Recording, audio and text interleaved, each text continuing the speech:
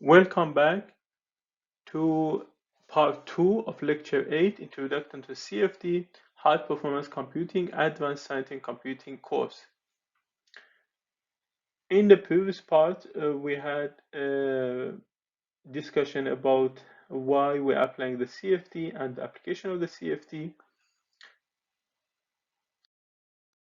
in the fluid flow and the numerical methods applied in this area.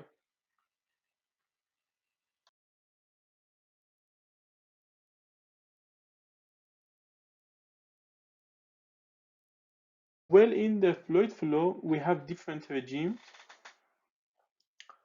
These category first time figured out by Reynolds experiment, and it lead to a Reynolds number description.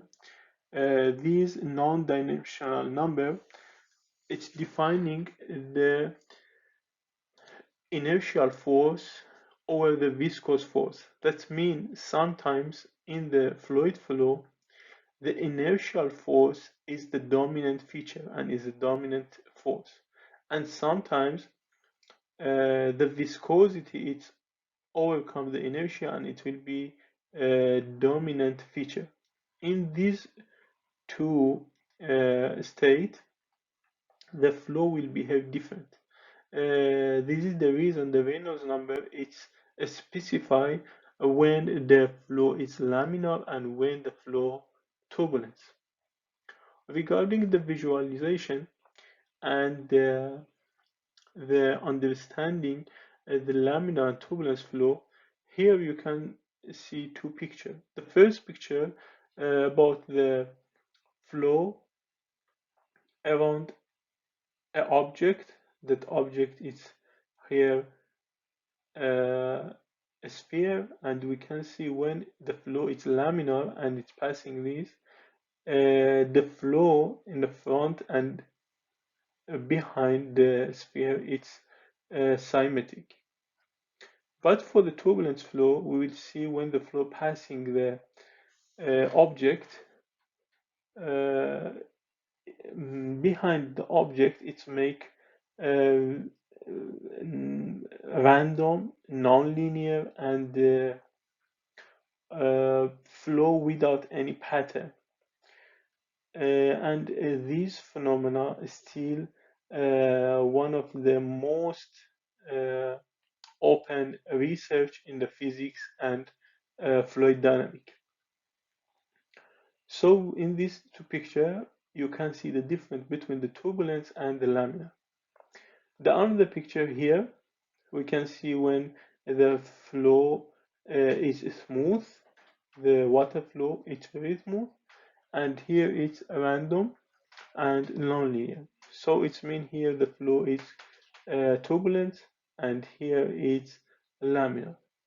This visualization help us to understand the different regime, what is mean laminar and what is mean the turbulent flow. Mostly in the turbulence flow, when we are applying CFD, because we have a different scale, different size here, as you can see, we call these eddies, this the shape like circle, we call these eddies. This eddy has a different size. We have this size, and different size. So we have different scale of to solve this problem. We need to have different scale of the mesh of grid to solve this type of problem. Therefore, it's make it a very big computation. We have a massive computation to solve this type of problem. This problem here in this picture, it's a very simple problem. We can assume how is going in the big problem, in the industrial problem, and how we can discretize the domain and solve the problem. We have different methods in the CFD for the turbulence flow, and we will talk about them in next slide.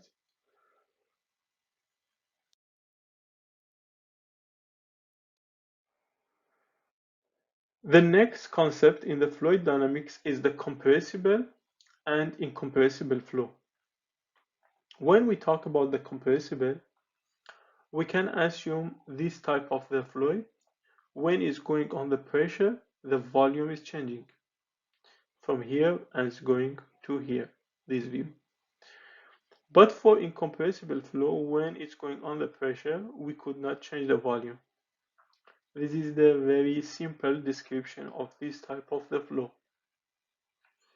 Incompressible fluid and compressible fluid has a different behavior when it's going under pressure. Let's see the compressible fluid. Compressible fluid is matter that can be compressed with the application of an external pressure. Volume can be reduced with the application of the pressure on the fluid. Density can be changed with the application of the pressure on the fluid. Value of Mach number should be greater than 0.3. Let's go to see how it's going in incompressible fluid. Incompressible fluid is matter that cannot be compressed with the application of an external pressure. Volume cannot be reduced with the application of a pressure on the fluid. Density cannot be changed with the application of the pressure of the fluid. Value of Mach number should be less than 0.3. So we can see the difference. Then in the compressible flow, the density could be changed, the volume could be changed, and Mach number has a different range. These make very different steps to solve this type of the problems in the CFD. To see how the compressible flow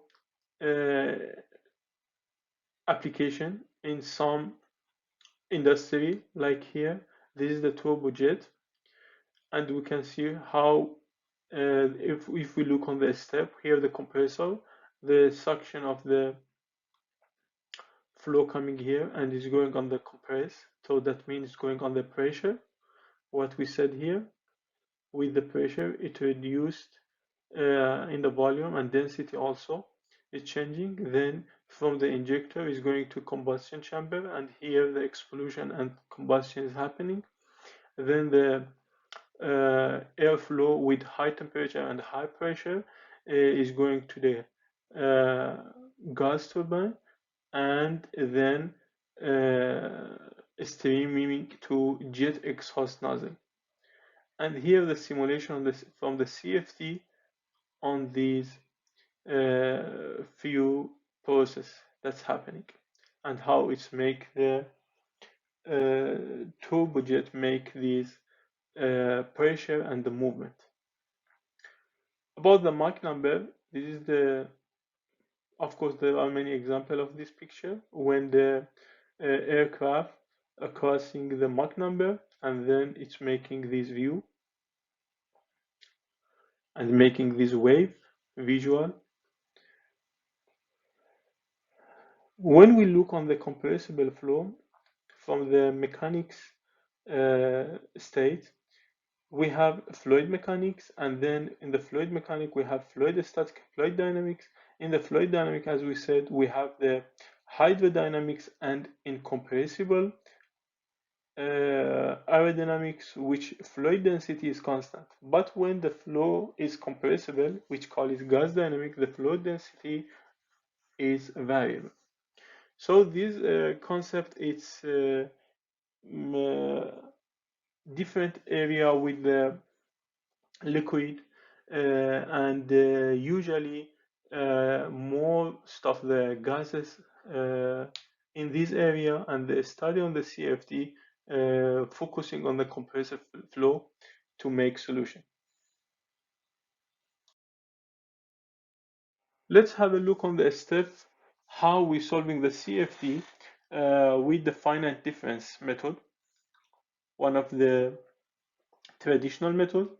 Usually when we want to solve CFD problem with finite difference, we have the physical model, and then we will look on the governing equation, boundary condition, and initial condition.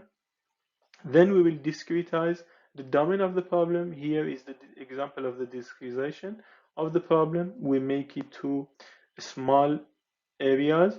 We call them mesh or grid. Then from every this grid, as you see, we will specify them with the number. This is 2D view. We have as well 3D. So we will have system of algebraic equation for every of these grid of node. Then numerical method to solve the system of the algebraic equation, solving by computer. This section which is related to high performance computing, and then post-processing. Usually in finite difference approximation, the solution must be lead to consistency, stability, and convergence. When we apply the finite difference method for simple PDEs, usually the equation and the problems could be hyperbolic, parabolic, or elliptic. There are many details and there are many chapters about these different classification. We are not going in detail about them. To solve this equation, boundary conditions are required in different way. To solve given PDE by numerical method, the partial derivatives in the equation approximated by finite difference relation. The finite difference equation is an algebraic equation and will write for each grid point within the domain, as I said here. The solution of the finite difference equation provides the values of the dependent variable at each grid point. When we look on the algebraic equation in the finite difference, there are two type of the equation. We call them explicit, which has one unknown, and we have the implicit, which has more than one unknown. It is clear that the implicit one, because we have more than one unknown, it's difficult to solve. But this one provide us better solution. We need a specific scheme or methods to solve this type of problem. Finite difference method has a scheme that covers consistency, stability, and convergence. In the explicit method, we can use the forward time central space, which is conditionally stable. The Dufour-Frankel scheme unconditionally is stable. But when we look on the implicit method, the Lassonen scheme and Crank-Nicholson scheme, two of the famous methods. Let's look on these important note here. Implicit methods offer a great stability since more than one unknown appears in the algebraic equation, requires more computation time per time step. Here, HPC is essential to solve this type of problem. We need to pay attention to 3 points to be able to solve this type of the equation. The grid size and time step are both directly affect the stability and consistency. So we should be careful about the size of the grid and also the time step to keep the stability and consistency. Then also the time step and grid size impact computation time, particularly in 3 dimension. Let's have an example. Assume if we have a small grid, very small grid, and very small time step, we can have stability and consistency. But a small time step and a small grid size, it will make massive computation. So the computation here is going up.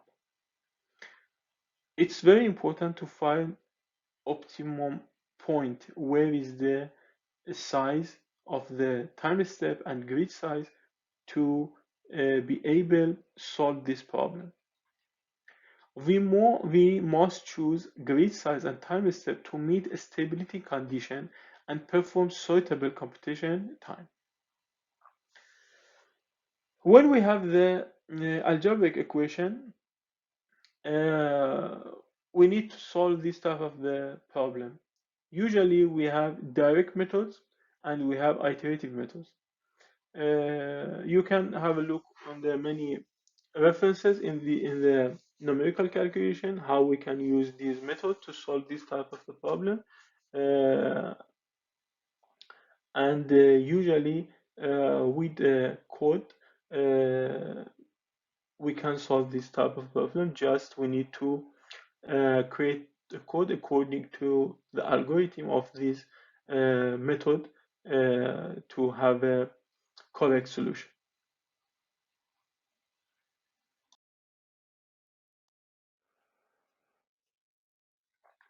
The next numerical method is the finite volume method. In the finite volume method, volume integrals in a partial differential equation that contain a divergence term are converted to surface integral using the divergence term. These terms are then evaluated as fluxes at the surfaces of each finite volume. Because the flux entering a given volume is identical to that leaving the adjacent volume, these methods are conservative. The method is used in many CFD packages. Finite volume refers to the small volume surrounding each node point on a mesh. To have an example of the finite volume method, you can see here the finite volume, which is surrounding each node point.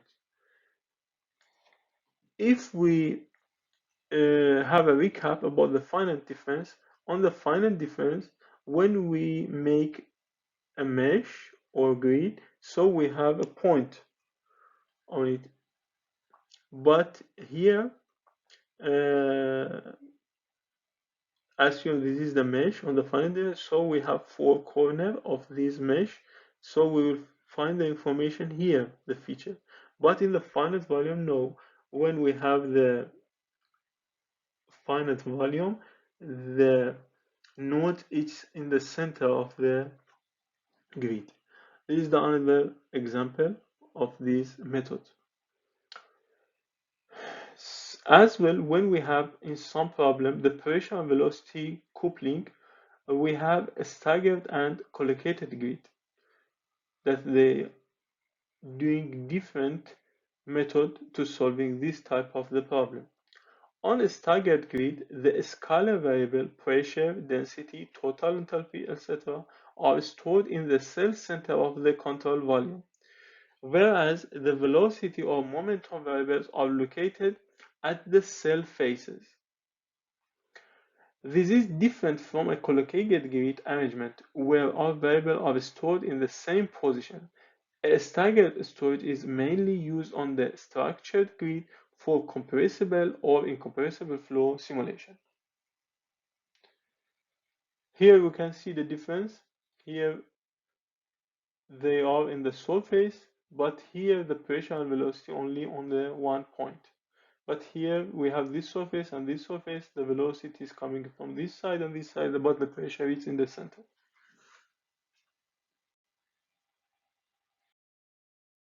In another view, we can look on the finite element and finite volume method. As we said before, the finite difference is straightforward to apply usually for regular grid, and the finite volume and finite element method usually for irregular meshes.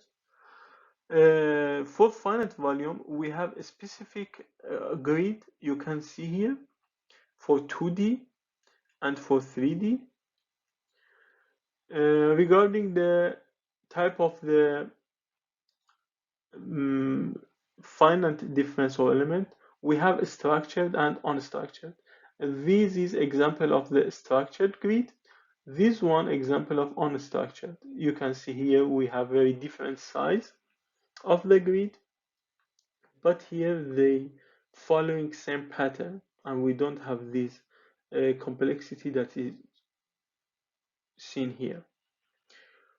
Grid can either be structured or unstructured, depend upon type of the discrete scheme and application. Usually the finite difference using for structured, the finite volume and finite element is structured and unstructured. So we can't use the finite difference for unstructured.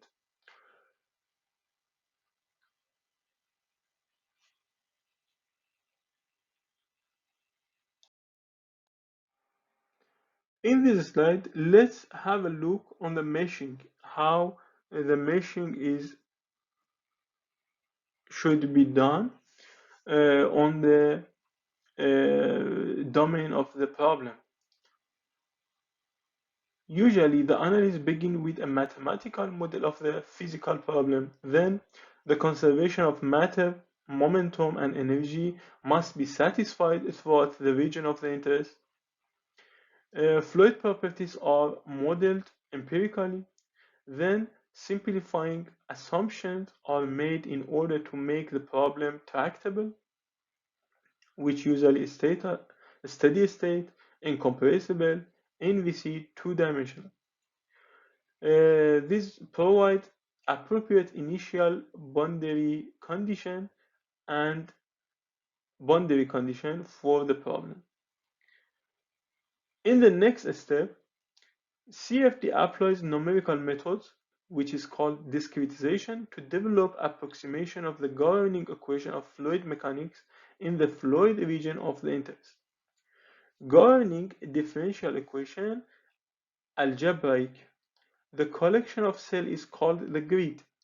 The set of algebraic equations are solved numerically for the flow field variable at each node or cell, which made by computer. System of equations are solved simultaneously to provide solution. The solution is post-processed to extract quantities of interest, lift, drag, torque, heat transfer, separation, pressure loss, and etc. So this is the step applied in the meshing to solve a problem. But the question is, we have a very different mesh. You can see here how the different curve of the mesh, and also it's making different computation to solve. For example, these are few of the challenging questions. Should we use a specific grade to solve the problem? Which one? What degree of grid resolution is required in each region of the domain?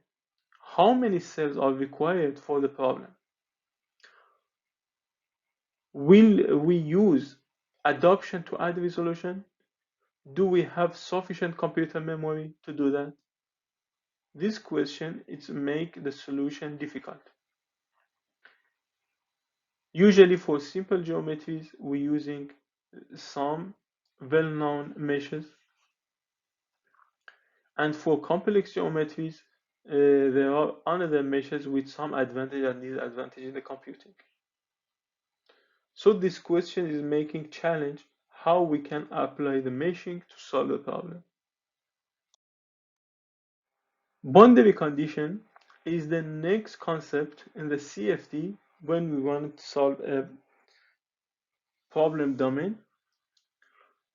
Usually, in most problem, we don't have initial and boundary conditions. So it's tend us to use some other method in the finite element or finite volume method to solve it. And sometimes, as we know, the finite element method is the most powerful but complex method. It's making the problem very complicated and difficult to solve. Boundary conditions are a crucial element of any mathematical models, particularly in the study of the fluid dynamics.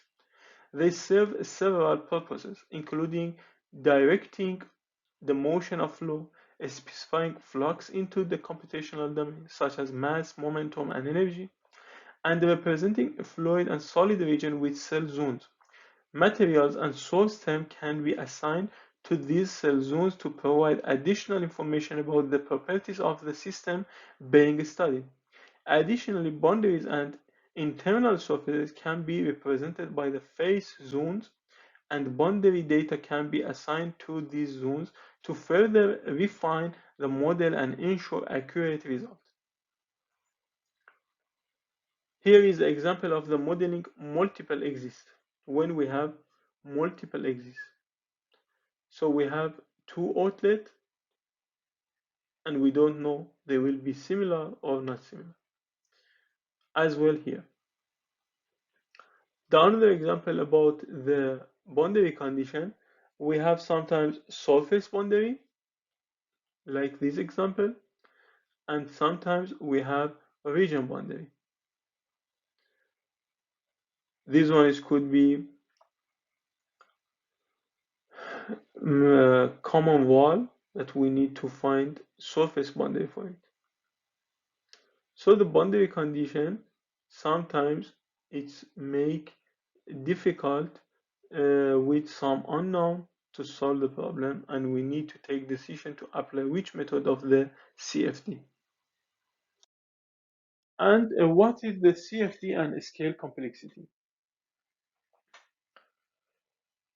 We discuss many examples and physical phenomena,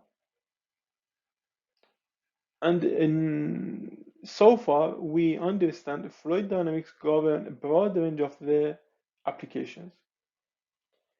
The majority of fluid flow is turbulent, a broad range of the scale of motion with non-linear interaction, sensitive to initial conditions, non-repeatable and random.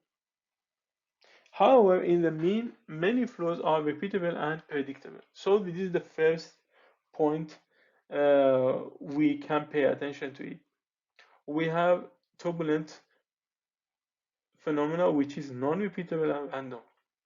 But when we look on the mean or average information, it seems is repeatable and predictable. So we can apply this part of the information. We have methods called Reynolds average Navier-Stokes runs equation that is mostly used in the industry, and it's solving turbulent flow in this area. It is an economic method. It's not too much costly, and it provides the mean or average solution which is applicable in the industry.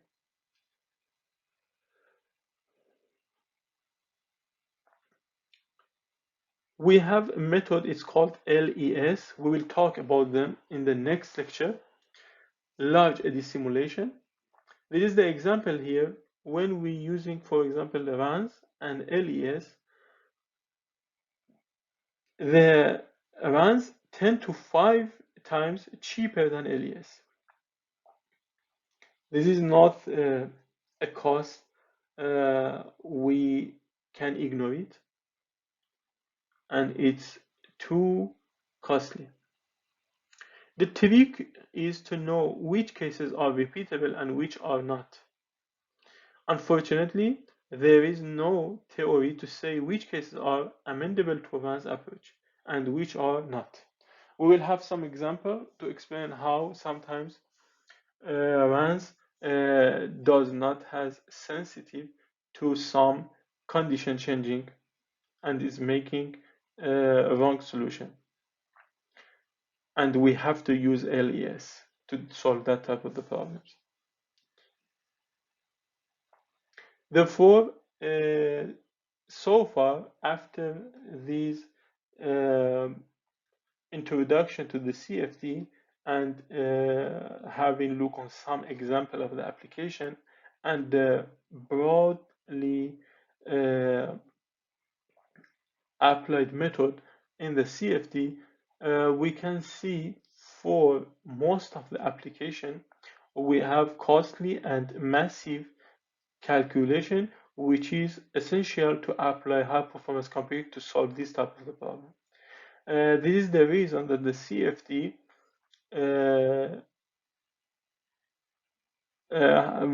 connected to the high performance computing very closely, and it's depend on the high performance computing to solve some problem. We have the method, we can have algebraic equation, but to solve the problem we need computer power to do that. Therefore, the high performance computing in most of the industrial application and the research, it's required to do the CFD.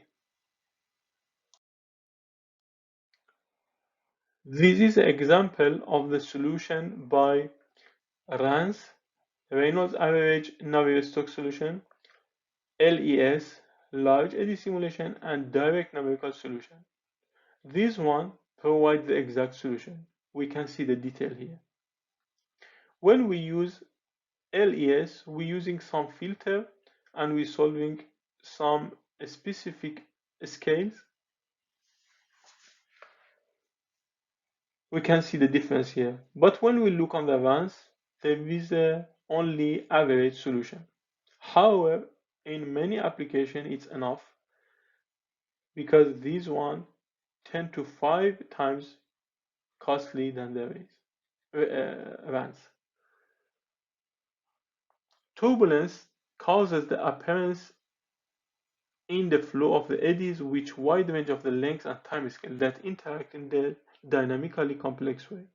Most engineering applications the turbulent flow. The research effort is dedicated to the development of numerical method to capture the important effects to the turbulence. There are 3 categories: turbulence models for Reynolds average Navier-Stokes, large eddy simulation, which is work for complex geometry, direct numerical simulation, which is highly costly. The high performance computing resources are likely to accelerate these methods.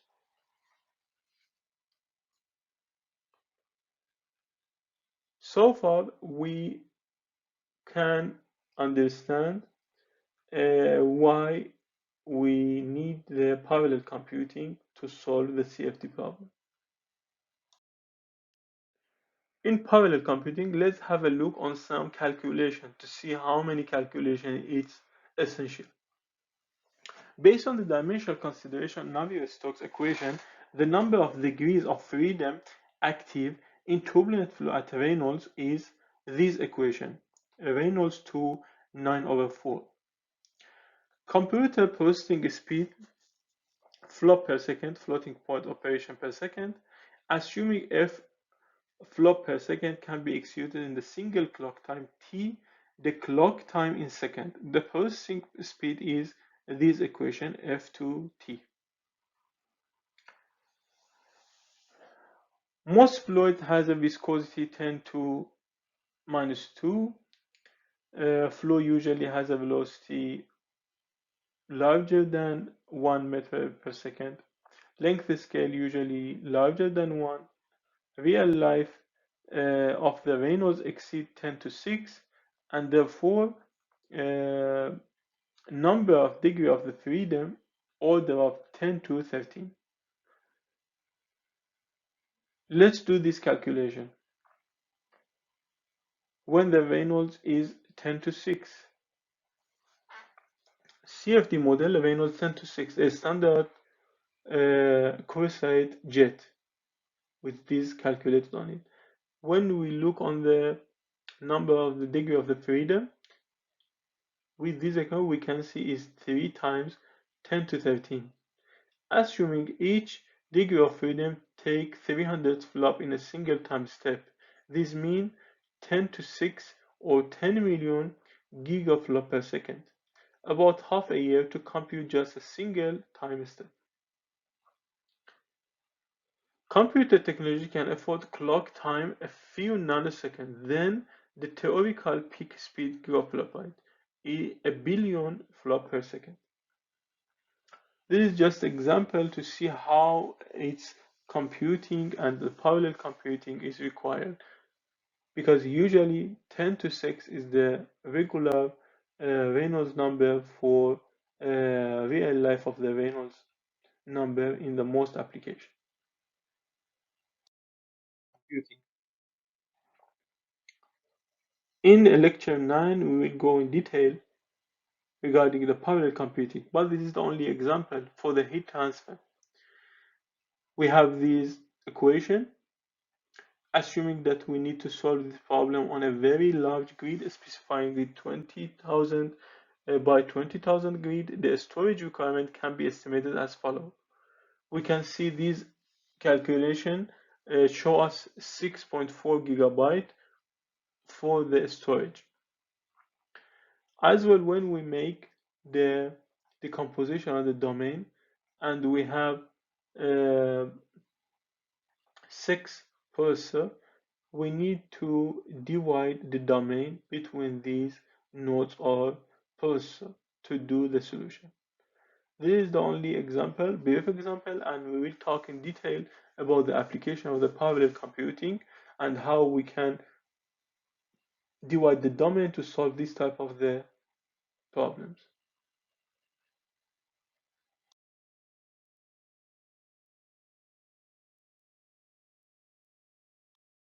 Lecture 8 was an introduction to computational fluid dynamics.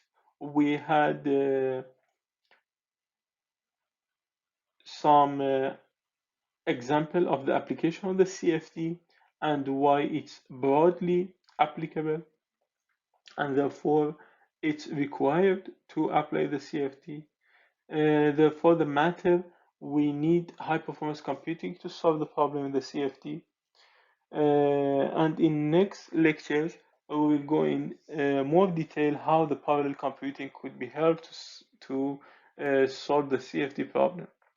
In the last slide here, there is a video why CFD engineers should move to cloud-based solution. It's present how and why the CFD user should move to the cloud-based and get access to some cloud high-performance computing and can solve a CFD problem, since many of the problem could not be solved on the personal computer, and it is essential to have access to parallel computing.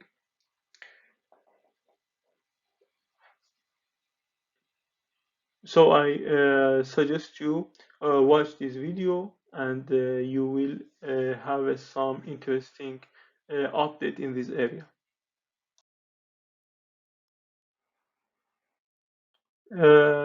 We finished lecture 8. Here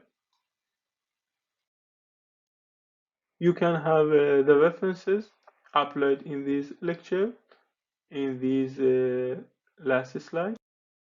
If you are interested, you can have a look on some references with some videos and some nice picture from CFD,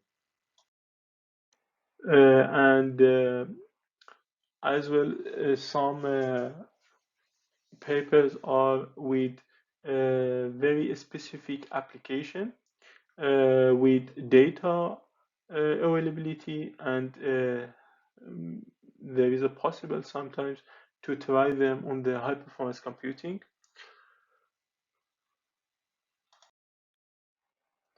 We will carry on about the CFD and parallel computing in next lecture, and of course we have some practical lecture. And thank you. Good luck, and hope see you in the next lecture. Bye.